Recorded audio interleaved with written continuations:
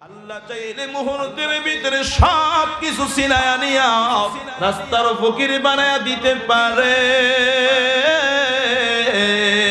এজন্য এগুলো নিয়ে বাহাদুরি করার কোনো সুযোগ নাই। বাহাদুরি যদি করতে হয় তুমি তোমার আদর্শ নিয়ে বাহাদুরি করো, তোমার আদর্শ সুন্দর করো, তোমার আখলাক সুন্দর করো, তোমার নেক আমল ভালো করো, ঈমানটাকে মজবুত করো, তাকওয়াওয়ালা হও। আল্লাহ ডাক দিয়া কয় ইন্না আকরামাকুম ইনদাল্লাহি আতকাকুম। এরে বান্দা, তোমাদের মাঝে যে যত বেশি আল্লাহকে ভয় করে সে আল্লাহর কাছে তত দামি। সুবহানাল্লাহ। নবীর সাহাবী হযরত বিলালের কথা আমরা সবাই জানি। হযরত বিলাল তেমন টাকা পয়সা নাই, গোলামের পোলা গোলাম। হযরত বিলালের চেহারাও তেমন সুন্দর না, হযরত বিলালের বংশ তেমন ভালো না, তবে হযরত বিলালের কলবটা এত সুন্দর, হযরত বিলালের ভিতরটা এত সুন্দর, আল্লাহর কাছে এই সৌন্দর্যই পছন্দ। নবী মেরাজের রজনীতে গিয়া জান্নাতের ভিতরে হযরত বিলালের জুতার আওয়াজ শুনতে পায়। আল্লাহর কাছে এত পছন্দ, এত পছন্দ। হযরত বিলাল ভিতরটা ভালো করার কারণে, নবীর সোহবতে থেকে থেকে ভিতরটা ভালো করার কারণে, আল্লাহর ভয় ভিতরটাকে ভরপুর করার কারণে, হযরতে বিলালের টাকা পয়সা চেহারা না থাকা সত্ত্বেও হযরতে বিলাল আল্লাহর কাছে বড় পছন্দের হয়ে গেছে। সুবহানাল্লাহ। এজন্যই বলতেছিলাম, সন্তান দুনিয়াতে আসার আগে বাবার কাছে যে হকটা পায়, সন্তানের জন্য ভালো একজন মা নির্বাচন করা। হযরতে আশরাফ আলী থানভী রাহমাতুল্লাহি আলাইহি বলেন, এরে আল্লাহ এরে আল্লাহর বান্দা, এ দুনিয়াবাসী, তোমরা আমাকে ভালো একটা মা উপহার দাও, আমি তোমাদেরকে ভালো একটা সমাজ উপহার দিব। সুবহানাল্লাহ বলেন। মা জাতি যদি ভালো হয়, ওই মায়ের গর্ভ থেকে যেই সন্তান আসবে সন্তানটাও ভালো হবে। এবার আরেকটু খেয়াল করে বুঝেন, যদি আপনি ভালো বিবি, ভালো স্ত্রী, ভালো মেয়েকে আপনার বউ হিসাবে পাইতে হয়, আপনার মতো যুবকটাকেও তো আগে ভালো হওয়া লাগবে। কথা কয় না? ভালো মেয়ে, দিনদার মেয়ের বাবা তো তার দিনদার মেয়েটা কোনো বকাটে ছেলের কাছে দিবে না? দিবে। কথা কয় না? দিনদার বাবা দিনদার মেয়েটাকে কোনো বিড়ি কোনো সন্তানের কাছে দিবে না। দিনদার মেয়ের বাবা দিনদার মেয়েটাকে কোনো গাঞ্জট্টি ছেলের কাছে দিবে না। বেয়াদব উশৃঙ্খল আব্বা আম্মার অবাধ্য সন্তানের কাছে দিবে না। দিনদার মেয়েটাকে তার বাবা বেনমাজি, বেরোজগারি, বেহায়া কোনো যুবকের কাছে বিবাহ দিবে না। তুমি যদি ভালো দিনদার বউ পাইতে হয়, তোমাকে আগে দিনদার হওয়া লাগবে। তুমিও দিনদার, বিবিও দিনদার। এবার তোমার ঘর থেকে যেই সন্তানগুলো আসবে, আল্লাহ চাইলে তারাও দিনদার হয়ে যাবে। 2 নম্বর অধিকার, সন্তান মা বাবার যে সম্পর্কের মাধ্যমে সন্তান হয়, ওই বিশেষ সম্পর্কের সময় একটা দোয়া পড়তে হয়। বিসমিল্লাহি আল্লাহুম্মা জান্নিবিনাশ শাইতান ওয়া জান্নিবিশ শাইতানা মা রাযাকতানা। এই দোয়াটা পরে, এই দোয়ার পড়ার পর ওই মিলনের মাধ্যমে যেই সন্তান হবে, উলামায়ে কেরামরা লিখে আশা করা যায় ওই সন্তান কখনো বদ্দিন হবে না। সুবহানাল্লাহ। ওই সন্তান কখনো বেহায়া হবে না, ওই সন্তান কখনো বেয়াদব হবে না, ওই সন্তান শয়তানের চক্রান্ত করে কোনো আকাম কুকাম করবে না। এই দোয়া পড়লে আল্লাহ কুদরতিভাবে সন্তানকে হেফাজত করে দিনদার বানায়া দিবেন। সুবহানাল্লাহ। আপনারা আছেন, সবাই আছেন তো? আলহামদুলিল্লাহ। স্লোগান দিয়ে মাঠটা গরম করেন, নারায়ে তাকবীর। মাশাআল্লাহ, শরীরে জোর আছে, বোঝা যায়। কি বলেন? কথা কয় না? শরীরে কি আছে? শক্তি আছে। আলহামদুলিল্লাহ। আরেকটা স্লোগান কি দিতে পারবেন? আশপাশে বাসাবাড়িতে মানুষজন যেন ঘুমিয়ে থাকতে না পারে, যারা পুরুষরা আছে সব যেন বুঝে এখানে কিছু একটা হচ্ছে। কি বলেন ইনশাআল্লাহ? ভালো কাজের জন্য তারাও আসে। আমাদের আওয়াজ স্লোগান দিলে তো এমনি সওয়াব হবে, আমাদের স্লোগান শুনে যদি তারাও আসে সওয়াব তো ডাবল হবে। নারে তাকবীর, মাশাআল্লাহ। পিছনের আওয়াজ একটু কম হয়েছে নাকি? পিছনের আওয়াজ আমার কানে আসতে একটু দেরি হয়েছে নাকি? নারায়ে তাকবীর, নারায়ে তাকবীর। দেখছেন নি মাশাআল্লাহ, মুরব্বিকে গায়ে শক্তি আছে। থাকবে না কেন? থাকবেই তো। এরা আমরা এখন যা খাই সব তো ভেজাল, কন্যা গায়ে সবই ভেজাল। আর মুরব্বীরা যা খাই তো আগে সবই সলিড, ফরমালিন মুক্ত, তাজা তাজা জিনিস খাই তো। কি বলেন ঠিক কি না? যত এদিকে আসতেছি খাওন বাড়ে ঠিক, কিন্তু ভেজাল সবকে বিষের ভিতর গুলো ভেজাল। বিষও কি? বিষ খায়, যেটা খায় মানুষ মরে, ওইটার ভিতরে ভেজাল। এরে আল্লাহ বান্দা গোলাম, সন্তান দুনিয়াতে আসার পর কয়েকটা অধিকার। সন্তান দুনিয়াতে আসার পরে এক নাম্বার অধিকার হলো সন্তানের কানে আজান দেওয়া। কি দেওয়া? এগুলো কি জরুরি কিনা বলেন? জরুরি কিনা? সন্তানের কানে আজান দেওয়া। সন্তানের কানে আজান দিয়া সন্তানকে এই কথা বুঝাইয়া দেওয়া, বাবারে তুই এখনো দুনিয়াতে মাত্র নতুন এসেছ, এরে সন্তান আল্লাহু আকবারের ধ্বনি দিয়া তোকে বুঝাইয়া দিলাম, তোর দিলের ভিতরে কথাটা গেঁথে নে। তুই দুনিয়াতে ধনে জনে ক্ষমতায় যতই বড় হস না কেন, আল্লাহকে ভুলিস না, কারণ সব কিছুর চাইতে বড় কে? সন্তানকে কানে আজান নিয়ে এটা বুঝাইয়া দেওয়া হয়। 2 নাম্বার, জন্মের পরে 2 নাম্বার অধিকার হলো সন্তানকে তাহানিক করা। হুজুর তাহানিক কাকে বলা হয়? তাহানিক বলার সঙ্গে সঙ্গে ওলামা কেরামরা বুঝে গেছেন, তাহানিক বলা হয় সন্তান জন্মগ্রহণ করার পর আপনাদের এলাকার সবচাইতে আল্লাহওয়ালা বুজুর্গ দিনদার যেই মানুষটা আছে, আপনার সন্তানটাকে তার কাছে নিয়ে যাবেন। তিনি মিষ্টান্ন জাতীয় কিছু চিবায়া প্রথমে একটু লালা আপনার সন্তানের মুখের ভিতরে দিয়ে দিবে। এরপর এই মিষ্টান্ন, খেজুর হোক বা মিষ্টান্ন অন্য যা কিছু হোক, সামান্য একটু পরিমাণ সন্তানের মুখের ভিতরে দিয়ে দিবে। মিষ্টি মিষ্টি পায়া সন্তান চুষবে আর লালাগুলো গিলবে আর পেটের ভিতরে যাবে। আল্লাহওয়ালা লোকের লালা যদি আপনার, থুতু যদি আপনার সন্তানের পেটের ভিতরে মুখের ভিতরে প্রবেশ করে, ওলামায়ে কেরামরা বলে আশা করা যায় ওই মুখে আর পেটে কখনো হারাম ঢুকবে না। সুবহানাল্লাহ।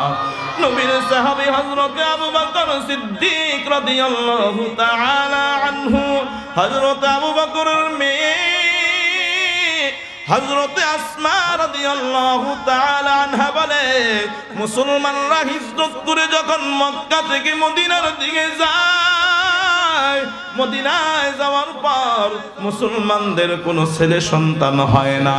মদিনার ইহুদিরা, মদিনার মুশরিকরা, খ্রিস্টানরা মুসলমানদেরকে নিয়ে বিভিন্ন ব্যঙ্গ করতে লাগলো, মুসলমানদেরকে নিয়ে বিভিন্ন কটূক্তি করতে লাগলো।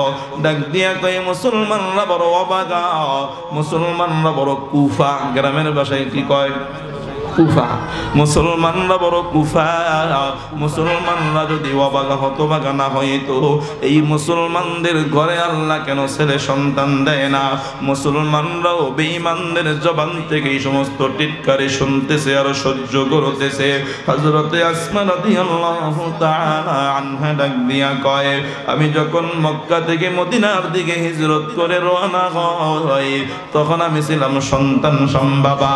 মদিনার কাছাকাছি যাওয়ার পর আমার গর্ভের সন্তানটা দুনিয়ার জমিনে ভূমিষ্ঠ হয়ে যায়। ওই সন্তানের নাম রাখা হয় আব্দুল্লাহ, ওর বাবার নাম জুবায়ের। সন্তানের নাম হয়ে যায় আব্দুল্লাহ ইবনে জুবায়ের। এই আব্দুল্লাহ ইবনে জুবায়ের তো ওই আব্দুল্লাহ ইবনে জুবায়ের, যেই আব্দুল্লাহ ইবনে জুবায়েরকে জালিম বাদশা হাজ্জাজ বিন ইউসুফ অন্যায়ভাবে হত্যা করেছিল। এই আব্দুল্লাহ যখন দুনিয়ার জমিনে আসে, হযরতে আসমা ডাক দিয়া কয়, নবীর সাহাবীরা আব্দুল্লাহর আগমন দেখে, আব্দুল্লাহর জন্ম দেখে বড় খুশি হয়া আব্দুল্লাহকে হাতের উপরে নিয়া আকাশের দিকে তুলে আল্লাহর শুকরিয়া আদায় করে আর তাকবীরের স্লোগান দেয়। তাকবীরের স্লোগান দিয়া আনন্দে খুশিতে নবীজির কাছে মসজিদে নববীর দিকে নিয়ে রওনা হয়। যখন নবীজির সামনে আব্দুল্লাহকে রাখা হয়, আল্লাহর নবী সাহাবায়ে কেরামদেরকে ডাক দিয়া কয়, সাহাবায়ে কেরাম খেজুর নিয়ে আসো। আল্লাহর নবীর দরবারে খেজুর নিয়ে আসা হলো। আল্লাহর নবী একটু খেজুর চিবায়া আব্দুল্লাহর মুখের ভিতরে প্রথমে একটু লালা দিয়া দেয়, থুতু দিয়া দেয়। এরপর খেজুরের একটু অংশ আব্দুল্লাহর মুখের ভিতরে তালুতে লাগাইয়া দেওয়া হয়। উলামায়ে কেরামরা লিখে যে আব্দুল্লাহর পেটের ভিতরে রাসূলের লালা থুতু প্রবেশ করেছে, ওই পেটকে কখনো জাহান্নামের আগুন স্পর্শ করবে না। সুবহানাল্লাহ। এরে আল্লাহ বান্দা, এখন তো নবী নাই। হযরত আবু হুরায়রা রাদিয়াল্লাহু তাআলা আনহু ডাক দিয়া কয়, ইয়া রাসূলুল্লাহ, আপনি তো শেষ নবী, কিয়ামত পর্যন্ত আর কোন নবী আসবে না। কথা বলেন ঠিক কিনা? আমাদের নবী তো সর্বশেষ নবী। কথা কোন ঠিক নেই? এটা আমাদের ঈমান। আমরা আমাদের নবীকে শেষ নবী বলে স্বীকৃতি দেই। আমাদের নবীজির পরে আর কোন নবী নাই। এই কথা যারা বিশ্বাস করবে না তারা কখনো মুসলমান হতে পারে না। আজকে ঢাকা সোহরাওয়ার্দী উদ্যানে, ঐতিহাসিক সোহরাওয়ার্দী উদ্যানে আজকে সকাল 9টা থেকে খতমে নবুয়ত আন্দোলনের বিশেষ প্রোগ্রাম গিয়েছিল, মহাসম্মেলন। লক্ষ লক্ষ মানুষ ওই সম্মেলনে উপস্থিত। আমাদের এই বোলা জেলা থেকে হাজার হাজার মানুষ লঞ্চে করে, গাড়িতে করে সম্মেলনে উপস্থিত হয়েছিল। কথা বলেন ঠিক কিনা? এই কথা জানায়া দেওয়ার জন্য আমাদের নবীর পরে নবী নাই, আমাদের নবী শেষ নবী। আমাদের নবীর পরে যারা নবুয়তি দাবি করবে নিশ্চয়ই তারা বেঈমান, কাফের, ভণ্ড, প্রতারক। কথা বলেন ঠিক কিনা? এই কথা সোহরাওয়ার্দী উদ্যান থেকে জানায়া দেওয়া হলো। মির্জা গোলাম আহমদ কাদিয়ানী আজ থেকে 200 বছর আগে এরে আল্লাহর বান্দা সে নিজেকে নবী বলে দাবি করেছে। এরে আল্লাহর বান্দা নবী আমার ডাক দিয়া কয়, উম্মতরা রে শুনে নে, আমি নবী দুনিয়ার জমিন থেকে বিদায় নেওয়ার পর 30 জন লোক মিথ্যা নবুয়ত দাবি করবে। কয়জন? সবাই মিথ্যাবাদী, সবাই কাফের, সবাইকে। এরে আল্লাহর বান্দা, নবীর দুশমন যারা হয় তারা দুনিয়ার জমিনে বেঁচে থাকার কোনো অধিকার নাই। কথা কোন ঠিক কিনা? আল্লাহর নবীর দুশমন যারা, তারা এই আসমানের নিচে জমিনের উপরে বসবাস করার কোনো সুযোগ নাই। এদেরকে যেখানেই পাইবা এদের শরীর থেকে গর্দানটা আলাদা করে দুনিয়ার জমিন থেকে জাহান্নামে পাঠাইয়া দিবা।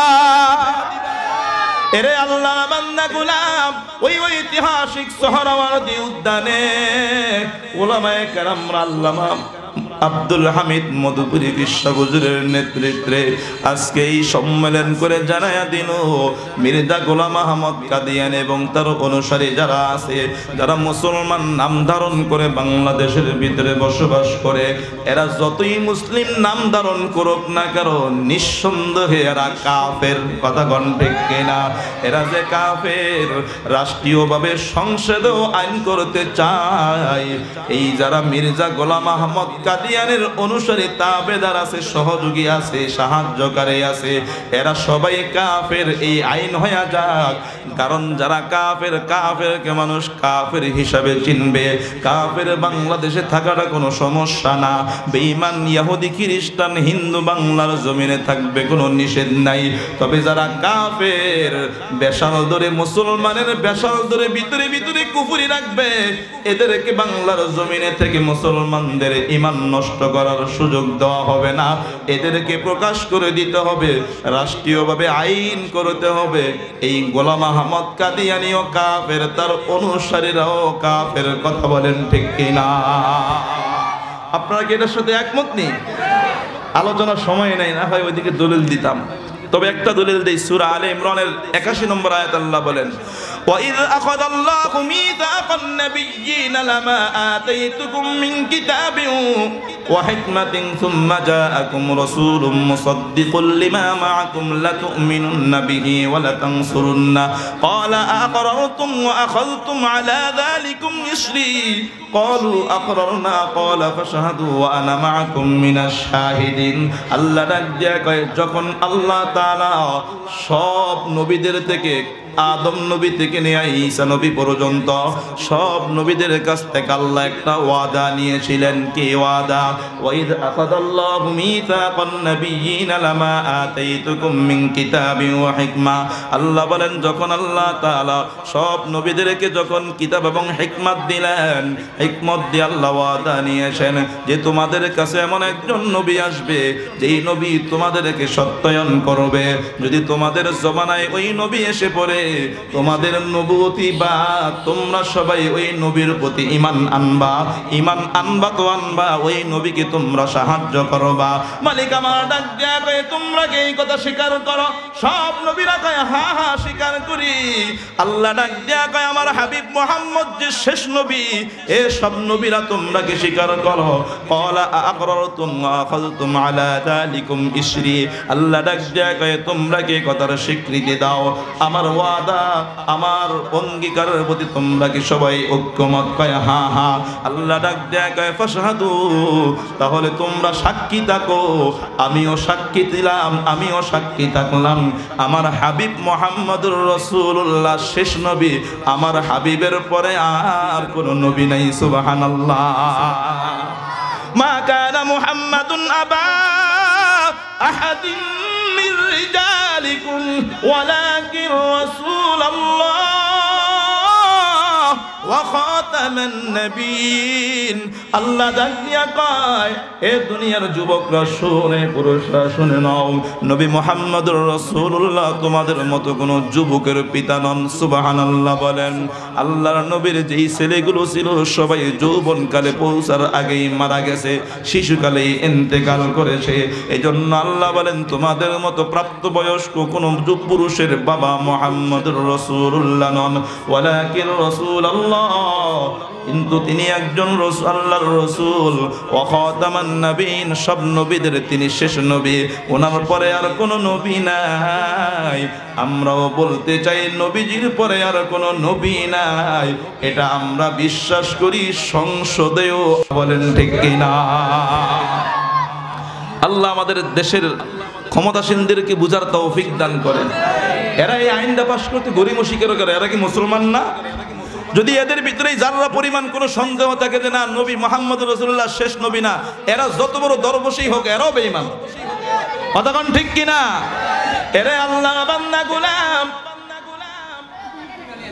বলতেছিলাম হযরত আবু হুরায়রা ডাক দিয়া কয় ইয়া রাসূলুল্লাহ, আপনি দুনিয়ার জমিন থেকে যাওয়ার পর তো উম্মতের কোনো নবী পাবে না, তারা বরকত হাসিল করবে কিভাবে? নবী ডাক দিয়া কয় আবু হুরায়রা, আমি থাকবো না ঠিক, তবে আমার কিছু খাঁটি ওয়ারাসাতুল আম্বিয়া থাকবে, আমার কিছু খাঁটি ওয়ারিস থাকবে। এদেরকে মহাব্বত করলে কেমন যেন আমি নবীকে মহাব্বত করা হয়। সুবহানাল্লাহ। নবীর মতো তার হবে না, তবে বরকত থেকেও খালি হবে না। সুবহানাল্লাহ বলেন। আওয়াজ দিয়ে বলেন না সুবহানাল্লাহ। ঘুমায় গেলেন নাকি? ঘুমায় গেলেন নাকি? নারায়ে তাকবীর, নারায়ে তাকবীর। আল্লাহ কবুল করেন, বলেন আমিন। সজাগ থাকতে হবে। ঘুমায় গেল তো ঈমান চোর ঈমান নিয়ে যাবে। কথাক্ষণ ঠিক কিনা? ঘরওয়ালা যদি দামি সম্পদ রেখে ঘুমায়া যায়, চোর তো চুরি করে নিয়েই যাবে। কথাক্ষণ ঠিক নেই? আল্লাহ বুঝার তৌফিক দান করেন, বলেন আমিন। আর জোরে বলেন আমিন। তো সন্তানের 2 নম্বর অধিকার, জন্মের পরে 2 নম্বর অধিকার হলো সন্তানকে তাহনিক করা। তাহনিক বুঝছেন তো? কোন আল্লাহওয়ালার কাছে নিয়ে, বুজুর্গ ব্যক্তির কাছে নিয়ে আপনার সন্তানকে এই তাহনিকটা করাবেন। আপনার কথা বলুন। 3 নম্বর অধিকার সন্তানের জন্য দোয়া করা। 4 নম্বর অধিকার সন্তানের আকিকা করা। কি করা? আকিকা করা। ক্বালান নবী সাল্লাল্লাহু আলাইহি ওয়াসাল্লাম কুল্লু গুলামিন রহিনুন বিআকিকাতিহি। আল্লাহর নবী ডাক দিয়া কয় প্রত্যেকটা সন্তান তার আকিকার সাথে আবদ্ধ। সন্তানের যদি আকিকা করানো হয় এই আকিকার বিনিময়ে আল্লাহ হাজারো রোগ শোক বালা মুসিবত থেকে সন্তানকে হেফাজত করে। সুবহানাল্লাহ। এরে আল্লাহর বান্দা গোলাম 7 দিনের দিন সন্তানের মাথার চুলগুলো মুন্ডে ফেলবেন, চুলগুলো শেষে ফেলবেন। এরপর ওই চুল পরিমাণ স্বর্ণরূপা সামানত থাকলে আল্লাহর রাস্তায় সদকা করে দিবেন। ছেলে হইলে 2টা ছাগল, মেয়ে হইলে 1টা ছাগল দিয়া সুন্দর করে আকিকা দিয়ে মেহমানদেরকে নিয়ে, আপনজনদেরকে নিয়ে, সবাইকে নিয়ে, গরিব অসহায় মানুষদেরকে নিয়ে বড় মন ভরে খাওয়া দাওয়া করবেন। এরে আল্লাহর বান্দা গোলাম 5 নম্বর অধিকার, সন্তানের জন্য সুন্দর একটা নাম রাখবেন। কি নাম? কথা কয় না। সুন্দর একটা নাম রাখবেন। এখন তো নাম এমন নাম খুঁজে কয় হুজুর এমন নাম দিবেন যেটা আজও পর্যন্ত কেউ শুনে নাই। আর নামটা যেন 2 অক্ষরের হয়। কয় অক্ষরের? আমি কিছু নাম বলবো ভাবছিলাম, কিন্তু না, এই নামে যদি কেউ থাকে তারা কষ্ট পাবে। কিভাবে? এই নামের কেউ থাকলে কষ্ট পাবে না? কষ্ট তো পাবে পাবে, অন্যরা তারে দিয়ে বাবা টিটকারি করবে। কি রে বল্টু? কথা কয় না। টিটকারি করবে কি না? করবে। কাজে ওই নামগুলো আমি উচ্চারণ করতে চাই না। মুসলমানের সন্তানের নাম হবে ইসলামিক নাম। সাহাবায়ে কেরামদের নামের সাথে মিলায়া রাখেন, হক্কানি হুজুর গোলামায়ে কেরামদের নামের সাথে মিলায়া রাখেন, নবীদের নামের সাথে নাম মিলায়া রাখেন। আল্লাহর রাসূল বলেন আল্লাহ তাআলার কাছে সবচেয়ে পছন্দের নাম হলো আব্দুল্লাহ এবং আব্দুর রহমান। এখন যদি বলি আপনার ছেলেটার নাম রাইখা দেন আব্দুর রহমান, কয় হুজুর এটা তো বুড়া মাইশের নাম। কার নাম? আচ্ছা, বুড়া মাইশের নাম এটা কি বুড়া হওয়ার পরে রাখছে? কথা কয় না। নাকি উনি ছোট্ট থাকতেই রাখছে? এখন না বুড়ো হয়ে গেছে? এরে আল্লাহ বান্দা গোলাম নামের একটা তাসির আছে। নামের কি আছে? তাসির আছে। নামের কি আছে? ও একটা আসর আছে, তাসির আছে। সময় কম, ওদিকে ঢোকা যাবে না। 6 নম্বর অধিকার হলো সন্তানকে তরবিয়ত করা। কি করা? তরবিয়ত বোঝেন? শাসন করা। কি করা? সন্তানকে শাসনের ভিতরে রাখা, সন্তানকে তরবিয়ত করা। এখন মুসলমানদের ঘর থেকে শাসনের লাঠি উঠে গেছে। এই জন্য এখন সন্তান হইয়া সন্তান মা বাবাকে উল্টা শাসন করে। কথা বলেন ঠিক কি না? সন্তান কাকে শাসন করে? মা বাবাকে শাসন করে। এরে আল্লাহ বান্দা গোলাম সন্তান তার মা বাবাকে শাসন করে উল্টা হয়ে গেছে। কারণ মা বাবা সন্তানকে এখন আর শাসন করতে পারে না। ছোট্ট ছেলেটাও এখন মায়ের কথা শোনে না, ছোট্ট মেয়েটাও এখন মায়ের কথা শোনে না। কথা বলেন ঠিক কিনা? এরে আল্লাহর বান্দা গোলাম আমাদের মাদ্রাসায় যেই ছাত্রগুলো পড়ে এরাও বাড়িতে গেলে মায়ের কথা তেমন শোনে না, বাবার কথা শোনে না। আগের জামানায় মাদ্রাসা বন্ধ হইলে মা বাবা বড় খুশি হইতেন ছেলে বাড়িতে আসতেছে। এখন যখন শুনে মাদ্রাসা বন্ধ হবে তাদের কলিজার ভিতরে কামড় দেয়। কারণ এই পোলা বাড়িতে আর নামাজও পড়ে না, এই পোলা বাড়িতে গিয়া মায়ের কথাও শোনে না, এই পোলা বাড়িতে গিয়া বাবার কথাও শোনে না, ঠিক মতো খাবারও খায় না, মাথায় টুপিও থাকে না, নামাজও পড়ে না। অবাধ্য অসৎ ছেলে ফেলেদের সাথে খেলাধুলায় অসঙ্গতি লিপ্ত হয়ে যায়। কথা বলেন ঠিক কিনা? এরে আল্লাহ বান্দা গোলাম যতক্ষণ পর্যন্ত মাদ্রাসার ভিতরে থাকে ততক্ষণ পর্যন্ত লাইনে থাকে।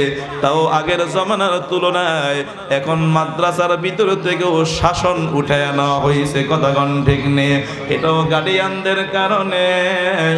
আগেকার জমানায় গার্ডিয়ানরা ছাত্র মাদ্রাসায় ভর্তি করতে নিলে ডাক দিয়া বলতো হুজুর আমার সন্তানটাকে ভূত বানায়া নিয়ে আসলাম, আপনি পুত বানায়া দিবেন। কথা কোন ঠিক কিনা? আমার সন্তানটা মানুষ বানায়া দিবেন, আমার সন্তানটাকে আদবওয়ালা বানায়া দিবেন।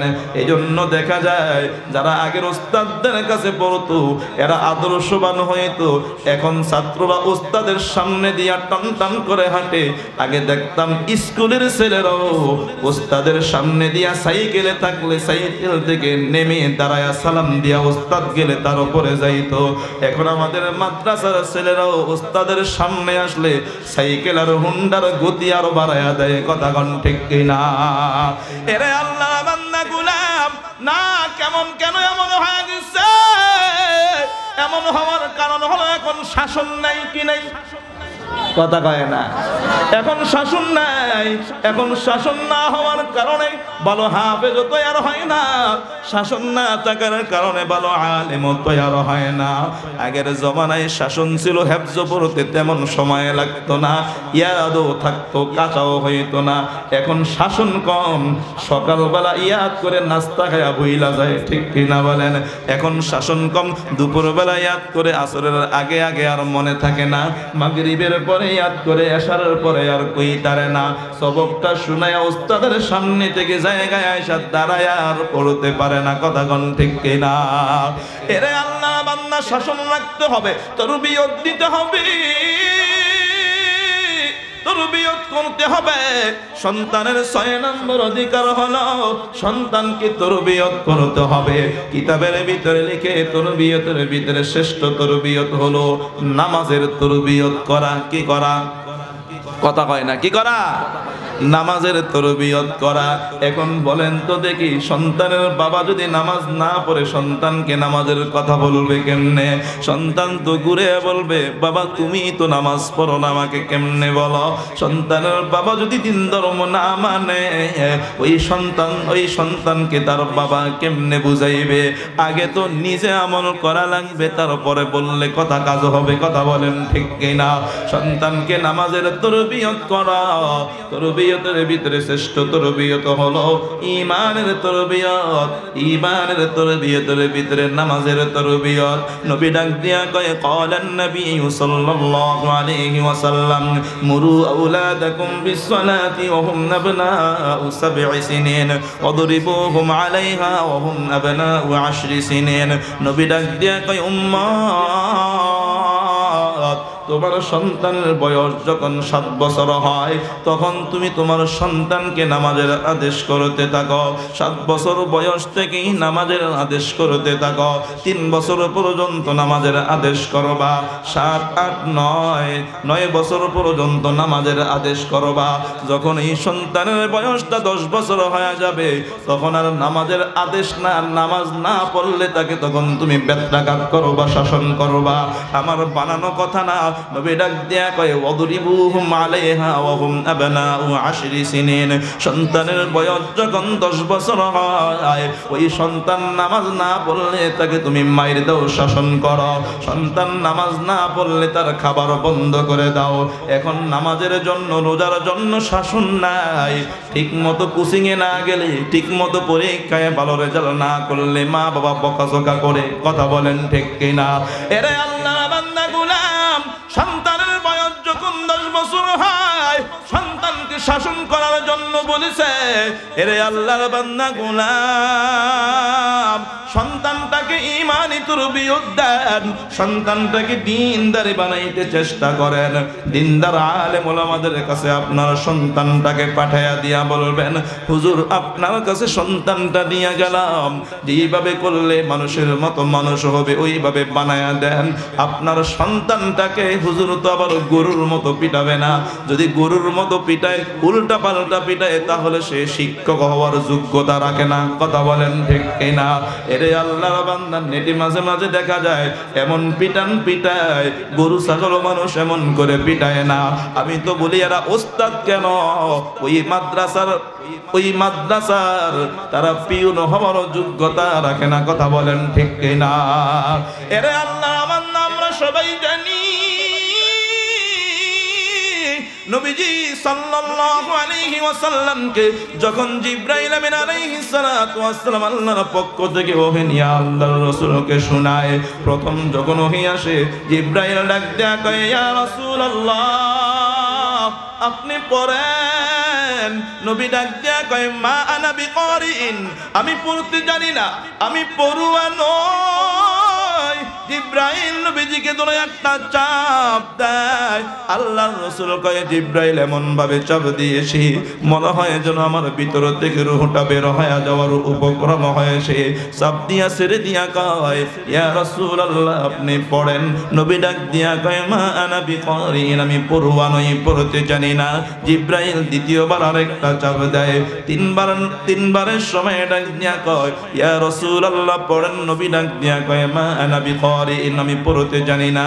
রাসূলকে তিনটা পর তিনটা চাপ দেয়, তিনটা চাপ দিয়ে ছেড়ে দেওয়ার পর এবার রাসূল আল্লাহর নাম নিয়ে পড়া শুরু করে দেয়।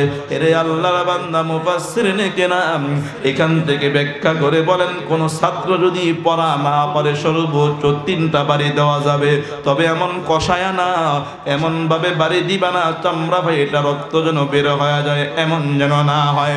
এমন ভাবে আঘাত করবা শরীরের ভিতরে যেন কোনো দাগ না হয়। কথা বলেন ঠিক কিনা? এরে আল্লাহর বান্দা গোলাম, সন্তানের অধিকার, সন্তানের 7 নম্বর অধিকার হলো সন্তানকে প্রাথমিকভাবে ধর্মীয় শিক্ষায় শিক্ষিত করা। কি করা? এ কথা বলেন, কি করা? আপনাদের কাছে ওয়াজ কি ভালো লাগে? চলবে না ঘুরে দিমু না মুনাজাত দিয়া দিমু? মুনাজাত আমার দেওয়ার তো কোনো সুযোগই নেই, বিশ্বাস হুজুর তা আছে। কথা হয় না, কথা কন না কেন? গতকালকে দৌলত খানে বয়ান করছি, 11টা পর্যন্ত বয়ান করছে। কেউ আরো করেন কি? ওইটা কি ঠিক মতো চলতে হইব না? কথা হয় না। এই যে চিল্লাইতেছে না, ভয়ে ভয়ে যে মাইকটা টানতেছে না।